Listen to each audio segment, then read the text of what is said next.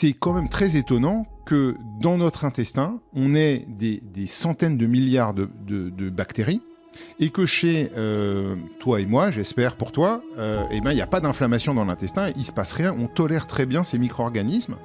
Alors que si tu vas dans un restaurant à l'hygiène douteuse et que par mégarde, tu avales une centaine de salmonelles, qui sont des bactéries infectieuses, tu vas avoir une infection de l'intestin dont tu vas te souvenir longtemps.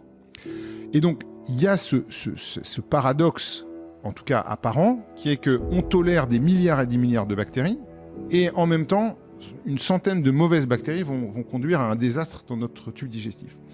Et donc ça, c'est lié au fait que les bactéries qu'on a dans l'intestin, notre microbiote, il a évolué avec nous. C'est-à-dire que depuis la nuit des temps, il y a des bactéries dans l'intestin des animaux qui ont un tube digestif, et le long de l'évolution, ces bactéries ont évolué avec nous et se sont adaptées à nous. Et donc on a une relation qui est une relation extrêmement serrée, de symbiose dont tu parlais tout à l'heure, donc un bénéfice mutuel entre les bactéries de l'intestin qui bénéficient du gîte et du couvert et nous, parce qu'elles nous apportent tout un tas de fonctions que l'on n'a pas. Les bactéries ont appris à se faire tolérer.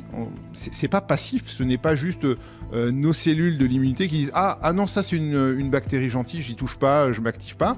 Non, c'est aussi parce que les bactéries de l'intestin envoient de manière active des signaux à nos cellules immunitaires en disant cool, celles-là on les laisse. Calme, ne t'active pas avec moi, je suis gentil, je ne te veux pas de mal.